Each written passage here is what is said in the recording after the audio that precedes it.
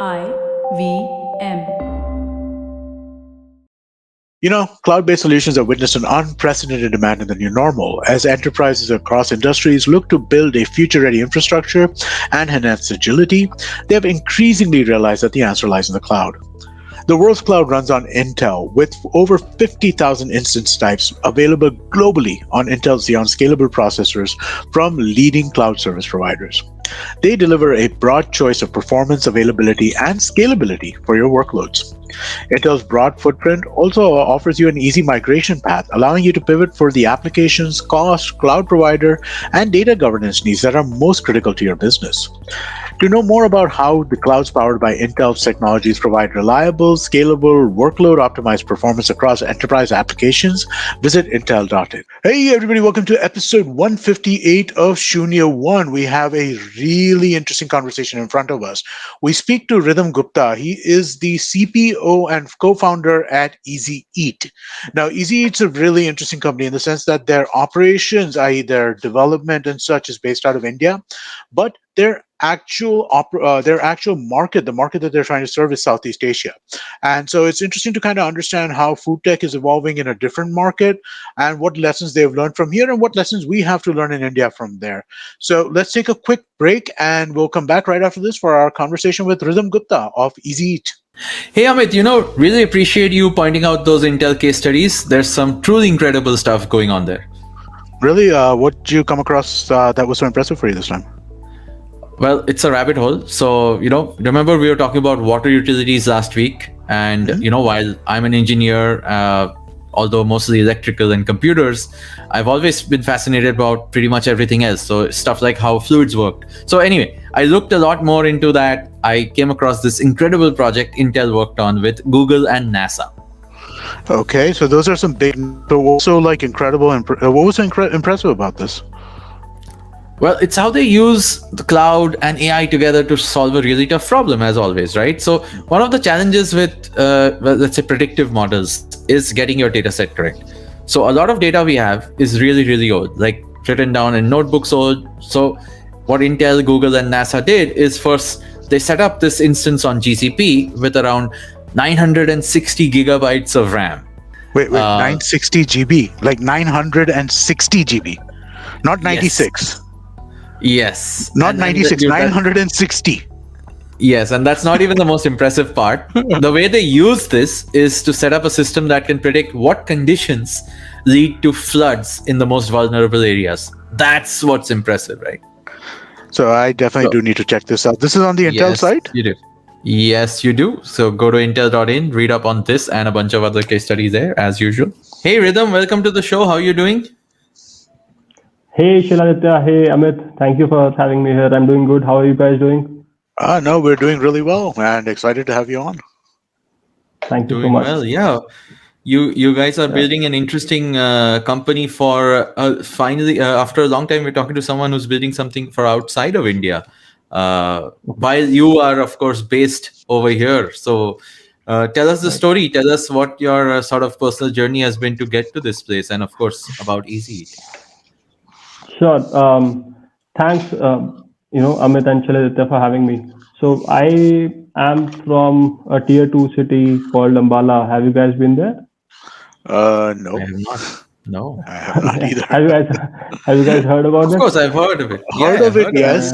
But been there, no.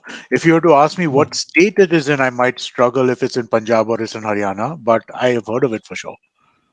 Yeah. So most people struggle, deciphering that. It's in Haryana, and so I'm from there. I got All India rank 27 when I was preparing for ITJ, and I took computer science, because that's what you do when you get such a rank. But as soon as I got into IT, I was super confused on what I wanted to do, because I for sure never wanted to do engineering per se. Most people get into IT. Studied really hard for it, of course. Yeah, because it's a prestige thing, right? And it's hard to do, and you have a limited options if you love maths and science, right? So I got into it. I was super confused. So I thought that I would not want to have a short-term goal in life now. I would people around me were thinking of getting a job in fourth year, or what should they do after uh, college. They should go for MBA, IAS, etc. So I sort of backtracked and thought that I should have a 50-year goal.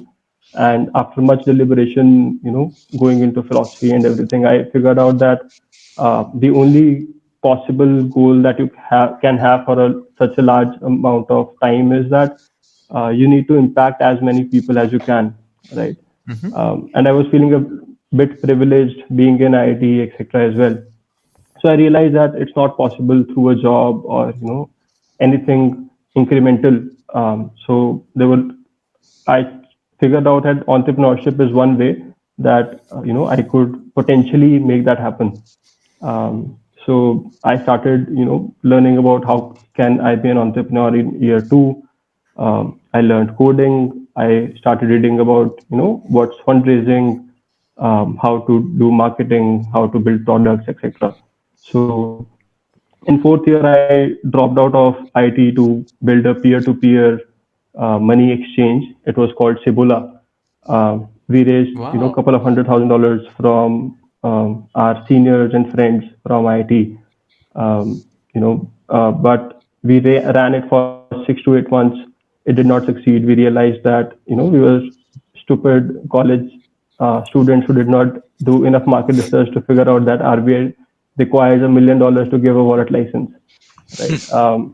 So we returned that money back to the investors.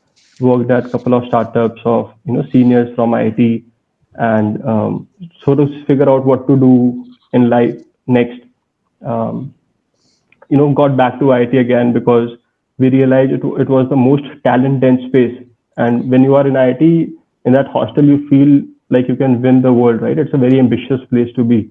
Right. Uh, so went there, but we were always reaching out to people, founders here and there, what can we help with, etc.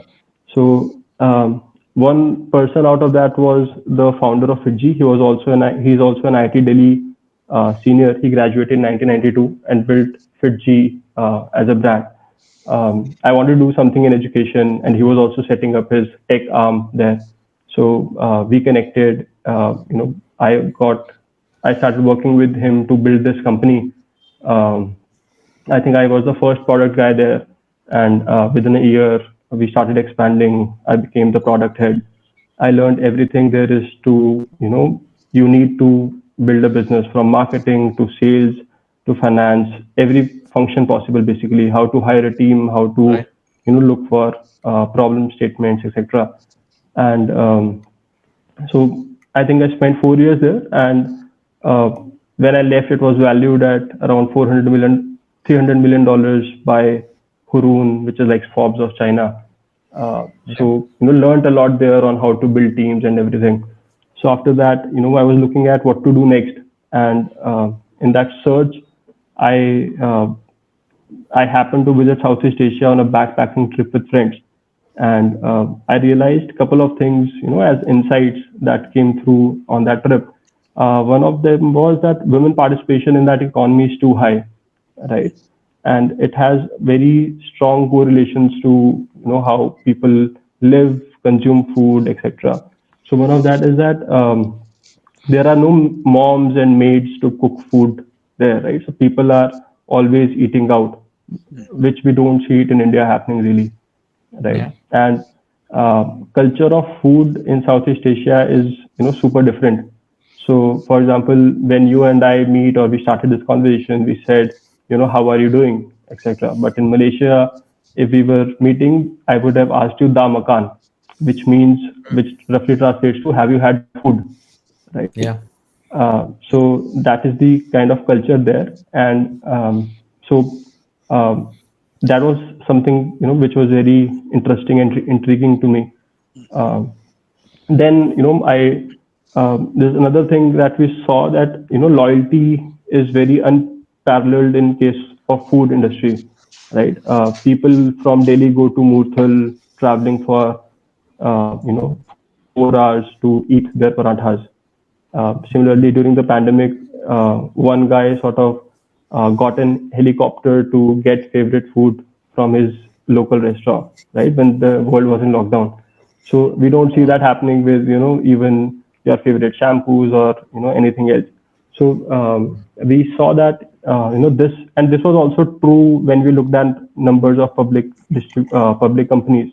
For example, in Uber, an average user places an order from only 3 restaurants in a year, right?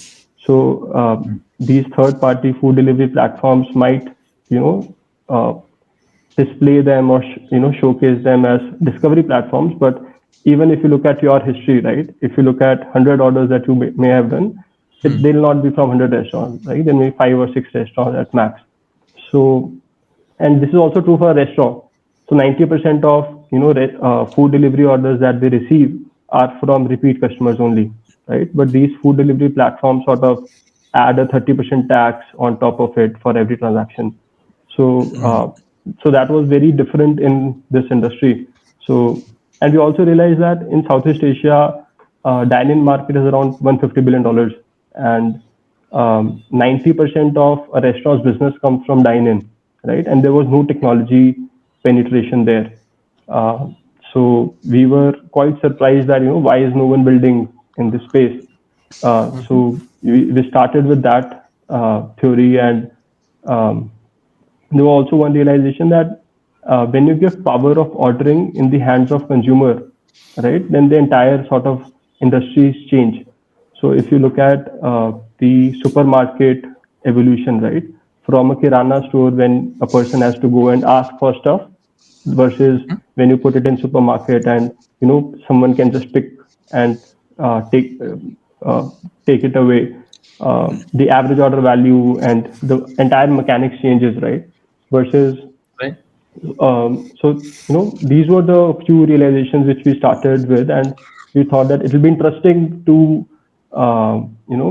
build something in the space. So that is the entire hypothesis we started with.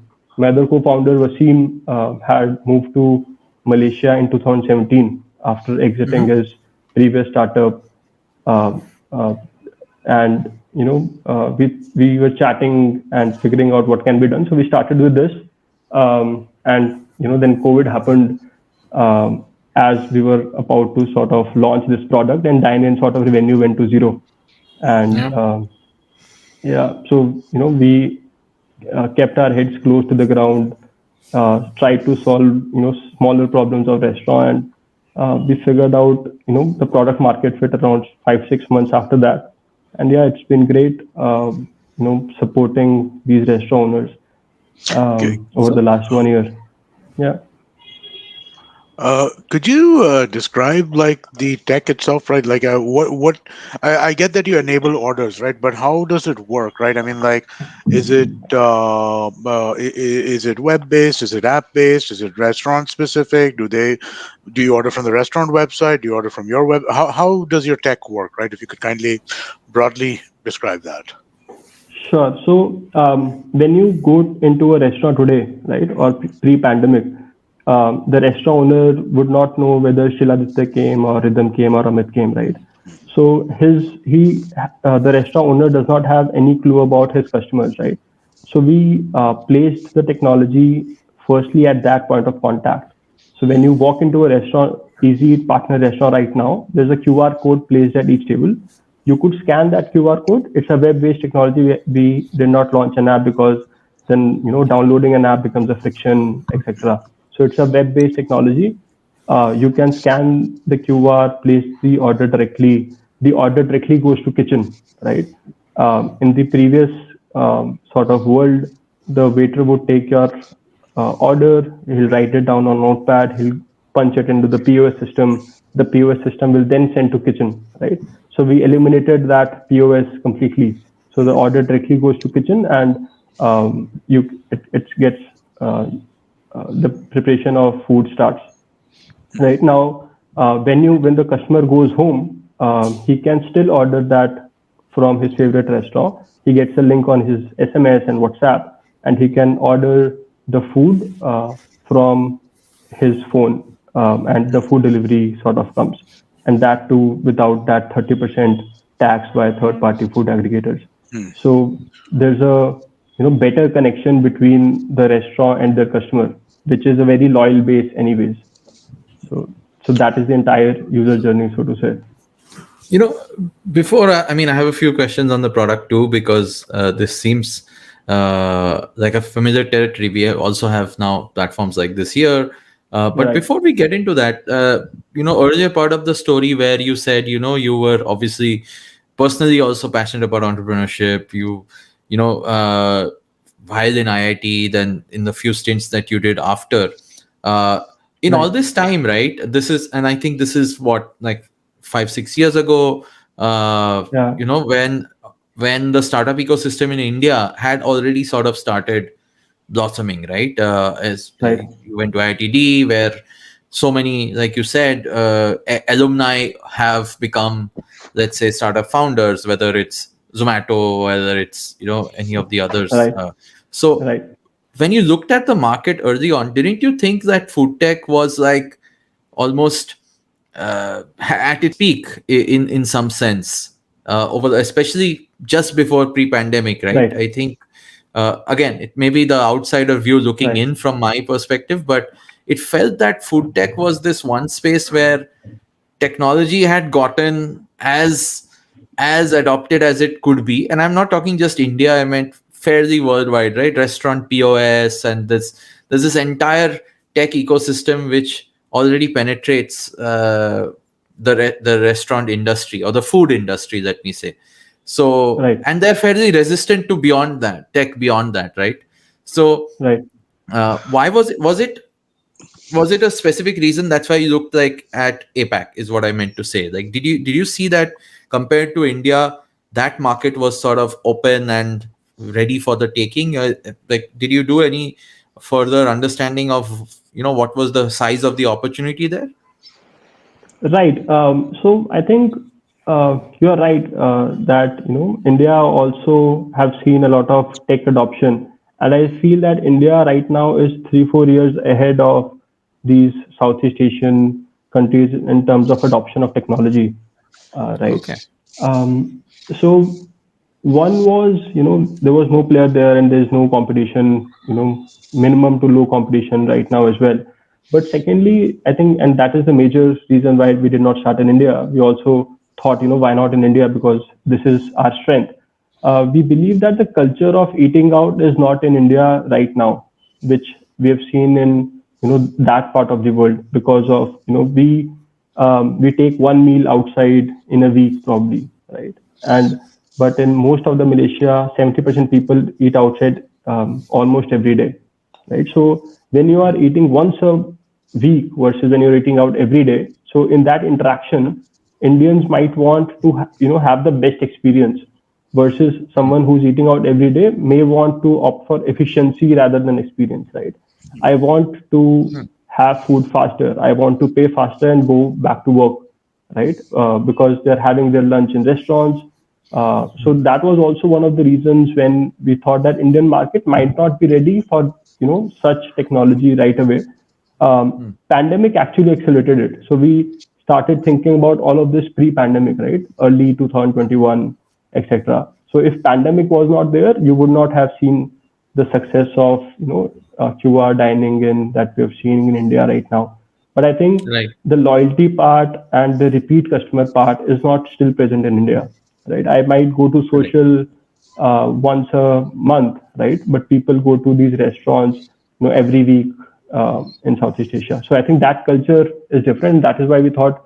So our insights were based on that market. So we thought of launching there first. Got it. Yeah. And how did you go about like executing it? I know you're based in NCR. Your co-founder is based in KL. So how did you guys go about, let's say, setting up this sort of company, like, or hiring your talent, and while doing on-ground operations also, right, in a foreign country? I think that'll be interesting for our listeners to hear, because again, it's two countries. It's during the pandemic when travel itself was very restricted. How was that experience? That was pretty tough. So none of our product and technology team has physically seen our product in operation, right? And that's a very tough problem to solve. So how do you actually build empathy towards your customer, right? So that was tough, but having a co-founder in that region was superly helpful. So we have an internal joke in our product team. We say that, keep your dev team close, but sales team closer. So we have created processes where we get to know, so we capture a lot of data about the interactions that are happening with sales team. Each of our product and technology people are speak to our customers almost every day. So we had to create these processes because sometimes we'll get feedback from a merchant saying that this is not working, but our team was not able to empathize with how big of that problem is. So it was challenging, but all these things can be solved if you have the right sort of people. And the culture of customer obsession really helped there. So when I was being a product person, empathetic person myself, I did not realize that how important it is to articulate that customer obsession is our value. Because when you hire people and when you scale, the first 5 people did not have this issue, but then we had to encode certain policies and processes so that everyone is attuned to what the customer is facing. So we also had to teach a lot of these culture values, the differences between Southeast Asian culture and Indian culture and stuff like that. So it was tough. How did you do that? That sounds like a fascinating problem, right? I mean, like what kind of sessions do you do? What kind of learnings do you get out of that? That sounds really like an interesting thing to deal with. Yeah, that was pretty challenging. So one of the things is that every person has to talk with our end consumers, the restaurant owners and end consumers, sort of every week, right? And we have on the basis of that, and we capture each that interaction that's video recorded, and the notes are made on a Notion doc and circulated to each team member. So in fact, I had to stop it, after implementing it 3 months down the line, because customers started saying, कितने लोगों से मैं बात करूंगा, right? How many people will I speak to? Yeah. So right. we had to curb it down a bit, but that is the only way you can learn about this. And then sales people and onboarding people, you need to get in touch with them every day. So we have daily calls with sales and onboarding teams where it might feel wasteful to some that why is everyone in this call, but in a remote team, the context setting happens only if you are being there, right? So we have freshers who have never worked on products, right? How will they know, and how will they appreciate the culture there, or how will they appreciate the problem that a restaurant owner is facing? So having young people in the call listening to complaints by the onboarding people, the restaurant, the customer themselves, sort of helps build that empathy. Nice. Yeah. Very cool. Nice. Yeah. I mean, yeah. So, all of this, what you just explained, sounds amazing. That you have like a remote team, which is tech in India, product in India, the entire, the technology side in India with sales on the ground. Right. How have you seen your sort of growth in the past? You said you got product market fit in some 6 months odd since launching. Right. So it's been a year since then. Has growth sort of been predictable for you on the field? Has the continued pandemic affected your roadmap? Like, have you pivoted in between to something else, or has it gone as you predicted, basically? Right. So I think we found our product market fit, and we raised around in Feb early this year, right? And sort of wave 2 came in April, and for 4 to 5 months, the entire Southeast Asian market was sort of Dine-In was closed.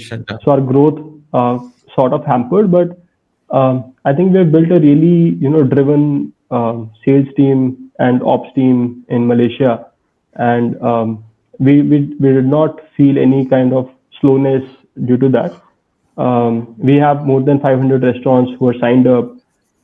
We are doing more than 100 crore annual run rate, around 15 to 18 million dollars we've already achieved. We were at $2 million at the start of this year. We receive one order every 5 seconds right now. And so our average month-on-month growth has been around 50%. I read this, article by Y Combinator where they say that best companies have 10% week-on-week growth. So that sort of hit me very hard, and every team sort of keeps the targets in such a way that how are we increasing 10% from last week. So, and when every team sort of does that, the overall organization keeps increasing and meeting their objectives. Yeah. Amazing. Rhythm, I have to get into, the product and tech side of things, because like I said, I've personally, worked on a few of these things myself, I think way early. So I'm keen to understand a little bit more. But before we do that, let's take a quick short break and come back and talk to you. Security on a computer is like a layered cake. No matter how secure each layer may be, attackers and hackers will work tirelessly to find a vulnerability and exploit it. These cyber attacks can sneak into a system unnoticed, eventually gaining access to all the programs and files on your computer stack. Luckily, with the Intel vPro platform, all of this is avoidable. Intel vPro has the Intel Hardware Shield, which adds protection to every layer of the computer system with 3 groups of security capabilities. Advanced Threat Protection, which helps quickly detect and remediate the latest ransomware and crypto mining attacks on the system. Below the OS Security, which helps identify unauthorized changes to hardware and firmware. And Application and Data Protection, which helps prevent memory corruption and malware injection. So secure your organization's productivity with hardware-based security only with Intel vPro. Visit www.intel.in/itheroes to know more. Intel vPro, built for business. Hey, welcome back, everyone. Rhythm, you've been telling us some staggering numbers of the growth that you guys have been having with Easy8 in Malaysia, in spite of all the challenges that you shared about, your remote team and, understanding that market and then growing during the pandemic. What is it you think that allows you to sort of scale so fast? Is it just the QR and ordering tech? Is it just the fact that the market was sort of waiting for this sort of a product, or is there some other secret sauce that you guys have discovered while building this on the field? I mean, do you not see competition from the food aggregators? How do you counter that? How do you make it valuable for the restaurant to continue to use you versus someone else? And of course, you also mentioned that you're scaling your revenues, so it will be I'm curious to understand even that aspect of the business. Right. Great questions, Shiladitya. So I think most businesses in this category made this mistake, or their entire pitch was to a restaurant owner that I'll come and digitize your operations, I'll come and digitize your this, your that. But if you look at fundamentally, the restaurant owner literally does not care about all of this, right? Their main focus is how can you help me increase my revenue, right? Even if you say that I'll help you cut costs, etc., they really don't care, right? So we had to build a product which actually helps them do that, right? So the QR technology, what it enables is, and we were also shocked when we saw the numbers, and that is sort of gave us the insight on what's working beneath the surface. So we saw that people who order using QR, they order around 19% more items, and their average order value is around 30% higher than versus when you order through a waiter, right? And we had built no ML, no AI, and typical jargons that startup entrepreneurs might use back then. It was a little simple product. So when we and we were shocked when that data came out. I asked my team to double check the data because we had literally done nothing. So when we delved deeper, we saw that and we spoke to customers, we spoke to waiters, we spoke to restaurant owners that why do you think this might be happening? So a couple of very interesting reasons came around, and I'm a sucker for insights, so I'm sure you'll find it interesting as well. So one of the reasons was that size of menu in restaurants is too large, right? When there's food served on the table, the menu is generally taken away. So what that does is it adds friction when you have to order again. But because when you'll order again, you'll have to look for waiter, you'll have to wave towards them, you have to figure out has the waiter seen you waving hand. Then he'll come, he'll ask you what happened. You'll ask for menu, he'll bring back the menu again, It's and then crazy. you'll order Yeah, again, right? inefficient. I'll just confirm this anecdotally, right? Social does this QR ordering now based on your table thing. And I've Yeah, seen that when I go over there these days, we earlier you'd order and then you're done. You don't order a right, second time. But now you just keep right, ordering. Okay, you send this. Okay, send this. exactly, Okay, send this. It's a lot more. exactly. I can absolutely confirm that as being something that I've seen in my own behavior. Exactly, right. And secondly, when you are, let's say, out with your girlfriend or your wife, you see that the waiter is in a hurry, right? And you also have to talk to your partner or your friend or your colleague, and you don't want to talk in front of that waiter, right? And waiter has to serve many tables, so you order fast in order so that the waiter goes away, right? But when you are on your phone, you are relaxed and you order very, thoroughly and without any pressure. So you tend to order more as well. Uh, so that was the second Interesting. insight. Psychologically, we found it happening. And the third very interesting thing was that when people are in a group, right? Let's say we 4 or 5 people went through, and we asked, what you'll have, what you'll have. So there are, firstly, there are not enough menus for everyone to see, right? There are 2 or 3 people who will have the menu, and if the first person says that probably I'll have latte, and then everyone else will say, yeah, do the same Yeah, for same me for as me. well. Yeah, Yeah. same for me, right? But when you are scanning the QR code and each person can scan, right? So we have built a technology in such a way that you do not need to share pin codes, etc. We figure out that you are on the same table through location and links, etc. So menus, everyone is scanning, so they optimize the order for themselves, right? And that turns out, and we've seen that the average order value is directly proportional to how many people are looking at the menu, right? Of And course. then, and in Southeast Asian culture, the culture is also very much individualistic in the sense that I'll pay for myself and you'll pay for yourself, right? So this also sort of decreases the tension between a group. So we've seen these minor things helping the restaurant increase revenue, right? And then when these customers go back to home and then they order delivery again, they don't have to pay that 30% tax, the food delivery aggregator tax, because Obviously. if you look at the business model of these third party delivery companies, the majority of expenses come from marketing and acquiring these customers, right? But in Right. our case, we don't have to spend money to acquire these customers, right? So our cost of servicing these delivery orders are way less than the cost of servicing for these guys. Got it. Um, so Because there are already people who have you've onboarded at the restaurant.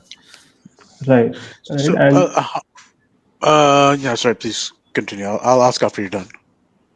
sure. So it when you look at the entire, and there are many more things which are happening behind the scene. There's upselling. There's now we have also started doing recommendations based on AI ML. So when we see the combination of all of this, and the average ROI for any restaurant, the median ROI is around 1,500 to 2,000%, right? So it's a no-brainer for a restaurant to not use the product. And like 100% of restaurants who've used our technology for more than 1 month, they've been ROI positive. So Wow. So uh, they earn more so that than is, they pay you, basically, is what you're yeah, saying. exactly. So we capture very little value than we provide, right? And I think that has helped in the organic growth and the product market fit. So I had a question. I mean, like, it kind of relates to what you're talking about here, right? In the sense that you mentioned how a big chunk of food delivery apps, their expenses are in the marketing space, right? In your case, marketing is not required because it's the restaurant that's promoting this, right? But how does that happen, right? I mean, like, if let's say I want to order from restaurant A, which is in my neighborhood. They will send me a link, or I will go to I'll go to your website to get the menu. How does the menu get to the customer? And then following on from that as well, right? Payment is done on your app, right, itself, Right. for the final this. So Yeah. delivery is done by who? The restaurant is the one who actually executes on the delivery, or do you have the way Swiggy and Zomato over here have like a bunch of riders doing gigs for them? Do you have a similar kind? How does a restaurant fulfill the order? Yeah, super interesting questions, both, Amit. So on the first part, I think we only look at one part of the industry. So if you look at the entire food delivery market, there's merchant to customer orders, and there's food aggregators to customer orders, right? And some estimates in US say that both are 50-50%. This might not be true in India, but globally this is the case, right? So we are not taking share of that third party aggregators space, but a lot of people still message or call the restaurant to order food, simply because food on these third party aggregator apps are costlier, right? Restaurants mark up their prices by 30-40%, and customers, since they have this loyalty, they call up the restaurant, or their WhatsApp message them, or their Instagram or Facebook Messenger message them. So we integrate with all these channels, and instead of sharing the images, asking for payment, confirming payment, sending a rider, all of this is replaced by just one Easy Eat link, right? So it's and at a very low cost of, let's say, 2%. So then it becomes a no-brainer for the restaurant to do it, right? And to second part, I think what's happening globally is that we are seeing a lot of hyper local food delivery, or a Dunzo like companies popping up across the world.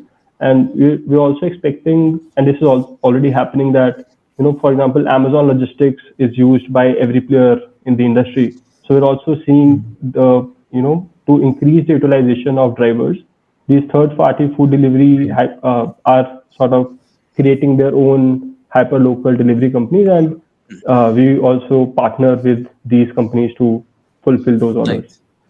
Interesting. Yeah. Yeah. So Nice. we have a technology layer on top of all these 4 or 5 partners to ensure that delivery happens in time. So our average order delivery goes to order, the right order and so on. yeah, yeah. So we have around 35 to 38 minutes is the average delivery time on our platform. Yeah. You find riders in the nearest location. But I'm the last part of my question was also, and I think you partially answered it, is how you make money. You said yourself that you're capturing very little of the value that you're delivering, Right. obviously. But have you so far experimented with a few ways of doing this? Are you also taking the sort of cut of order value? Are you doing like a licensed SaaS model? What are you guys doing? Yeah, so we are on a pay per transaction kind of a model. We charge 2% plus 2% for payment gateway as our fees, and we are profitable on a per transaction basis, right? Wow, nice. So that's already, so we don't while still saving money for the restaurant. Exactly, while still helping them earn more money, in fact. Yeah. So, yeah. And this is again something they just did not have, right? Again, I know I'm repeating that point. It's like while there were other tech vendors, right, providing platforms like this, similar platforms, obviously the aggregators were around. What is it that they make it they prefer to work with you for? Is it specifically this pricing model? Is it the tech? Do you also, I know you promise them better, more orders, more revenue, but is it because unlike the aggregators, you don't say that I have all the customers and hence you should be with me? So what is it that you say as the main value proposition? So the main value prop is building that connect with your customer, right? And translate, and sort of we help them get more revenue from these customers again and again. So for example, So we they recently can market to launched. the customers on their own. Right. So, for example, the biggest piece missing was that in the entire industry, the restaurant did not know who my customers are. Right. Hmm. So, I think as the business model innovation, what we have done is we have brought the customer into the picture, and when you bring that, you unlock a lot of ways to you find a lot of ways to unlock value. So, for example, last Right. month we launched a feature called loyalty cashback. Right. So if you go into a restaurant and you have placed an order using that QR scanning method, you'll get certain percentage, 5%, 10% cashback in your wallet, and the next time you'll come, you can spend that. Right? Pretty easy, basic feature, right? But Yeah. just by doing that, we have seen around 20% increase in restaurant revenue, right? Which was Yeah. not possible through any other technology.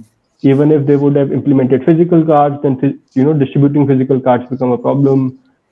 People do Sure. not carry them everywhere and stuff like that, right? So I think the biggest value add that we're doing is bringing another stakeholder into the customer sort of ecosystem and unlocking more additional value using that.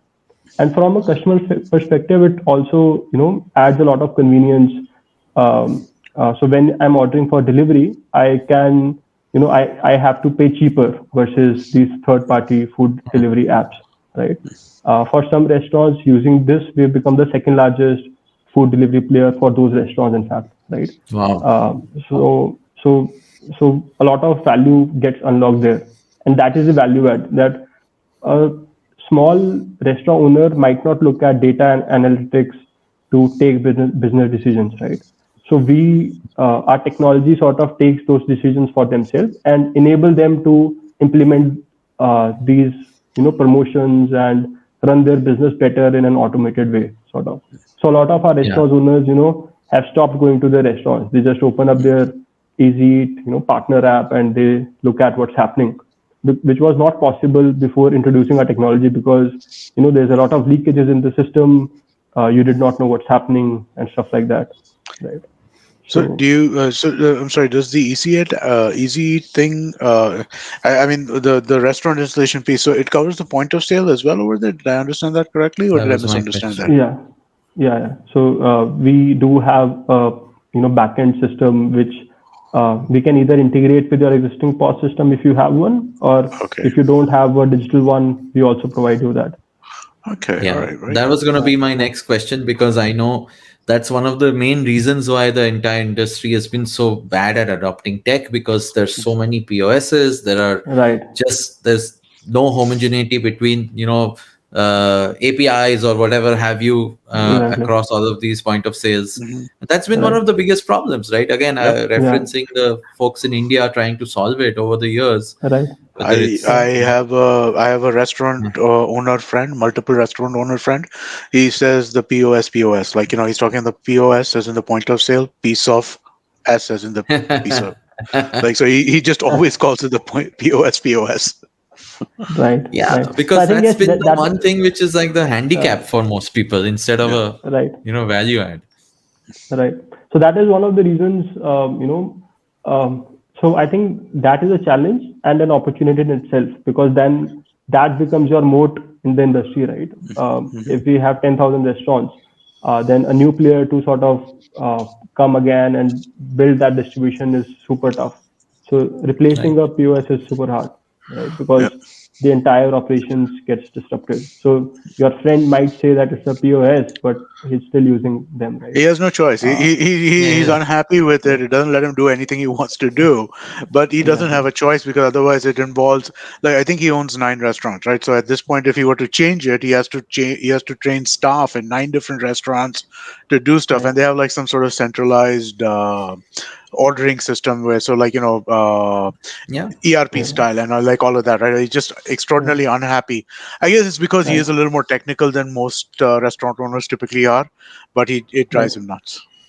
Right. And I Yeah. think this And industry has been very unorganized from the past, right? Hmm. So, local yeah. vendors have been creating their POS systems, have been selling at in India 2,000 rupees forever, right?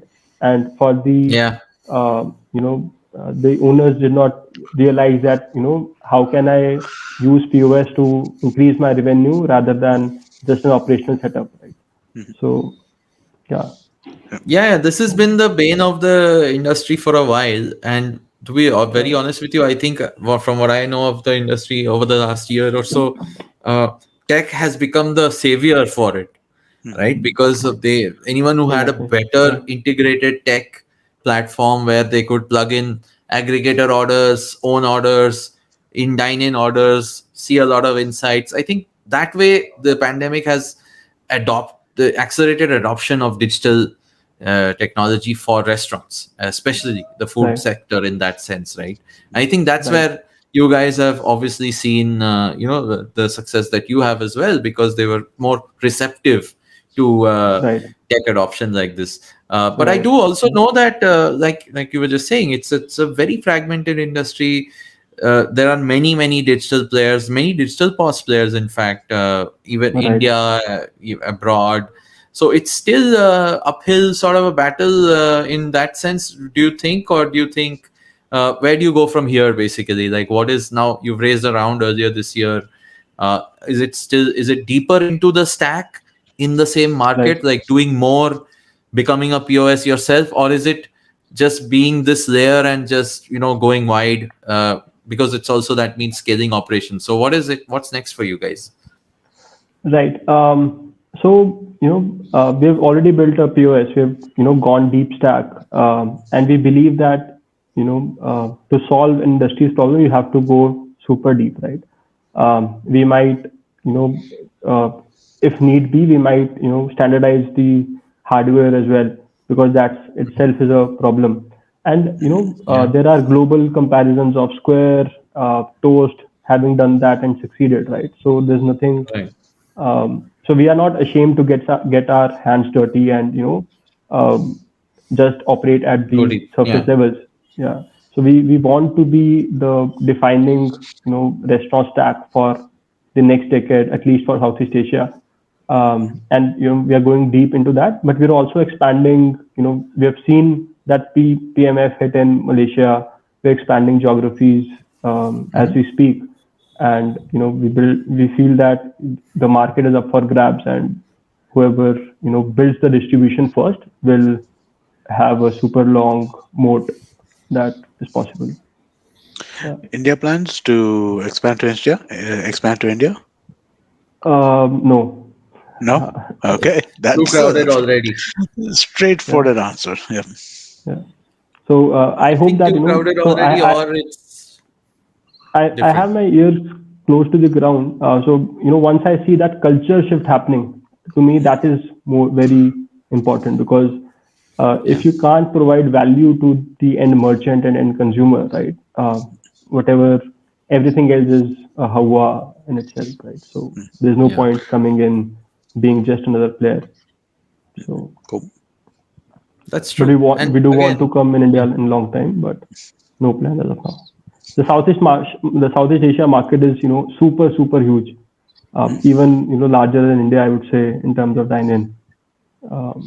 So no, you're absolutely. I'm sure you're spot on that. And with the markets sort of opening back, dine-in sort of coming back over the past few months, I think you will only be sort of validated more. We are all hoping, of course, that we don't have third and fourth and fifth waves. I hope that too, sort of slow everything down.